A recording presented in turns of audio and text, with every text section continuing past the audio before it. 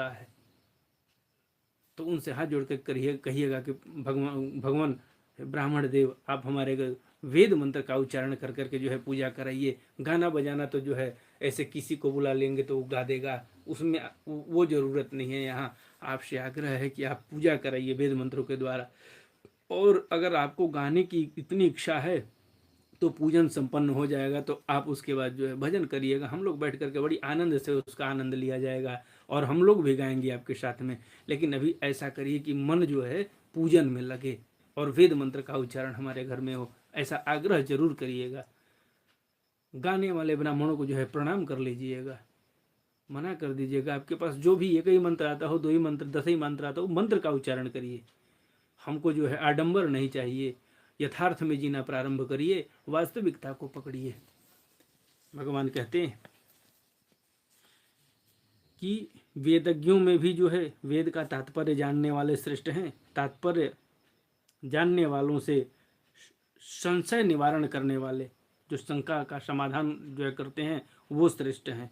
और उनमें भी जो है अपने वर्णाश्रम उचित धर्म का पालन करने वाले तथा उनसे भी आसक्ति का त्याग और अपने धर्म का निष्काम भाव से आचरण करने वाले श्रेष्ठ हैं। देखिए, हम इतनी बात कह दिए हैं तो शायद कोई विद्वान के पास भी यह वीडियो पहुंचेगा तो उनसे भी करबद्ध प्रार्थना है कि इस बात को अन्यथा न लें।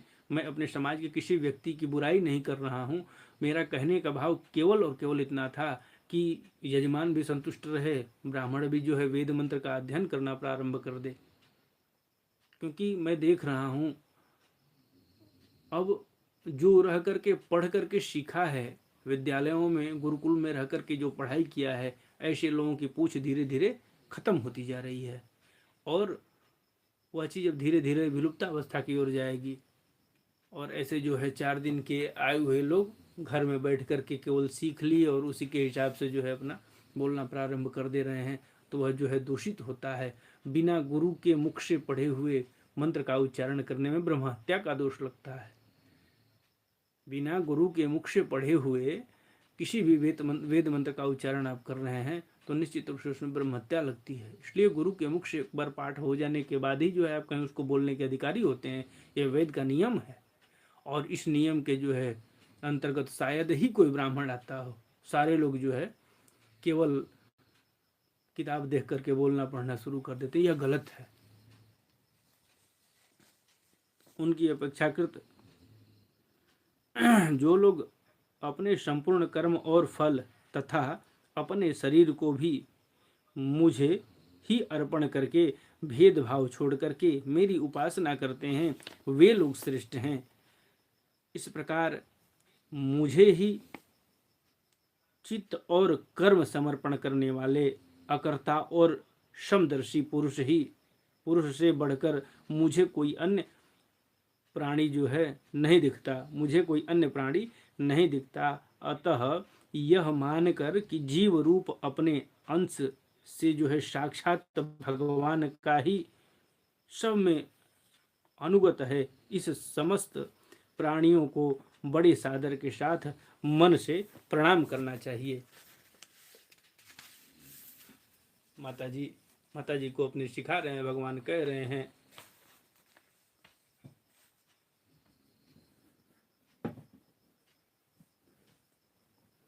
श्रेष्ठता जो है सबकी बता दिए कौन श्रेष्ठ है। और मूल भाव क्या है, कहने का मूल भाव यह है कि आप हर जीवों में जो है भगवान का वास देखिए। मेरे पिताजी कहते हैं, बताते हैं,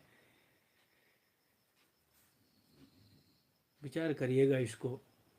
मन क्षुब्ध होता है कभी कभी सोच सोच करके कि लोग जो है कैसे उल्टा सीधा खान पान करते हैं और किसी के बच्चे को काट करके कैसे कोई खा जाता है। अब बताइए, किसी के बच्चे को अगर हम अपने को कहें कि हम ही जाकर के किसी के बच्चे को काट देंगे और काट करके उसी को निवाला बना लेंगे तो क्या उसकी माँ का रोआ का टूटा हुआ नहीं मिलेगा? वो बच्चा कैसे तड़प तड़प के मरेगा, उसकी आह हमको नहीं लगेगी? तो अगर अगर मनुष्य है मनुष्य को काटता है तो उसका दर्द समझ में आता है, क्योंकि वो बोलने और कहने लायक है। और जो बिना बोले अनबोलता है, जो नहीं बोल पाता है, जो बोल नहीं सकता है, कह नहीं सकता, अपनी दर्द व्यथा बता नहीं सकता है, आप उसको काट करके खा जाओगे तो क्या उसके माँ बाप नहीं है, उसका रोआ नहीं है? सबका रोआ है, सबका टूटा हुआ पड़ेगा, सबका पड़ेगा।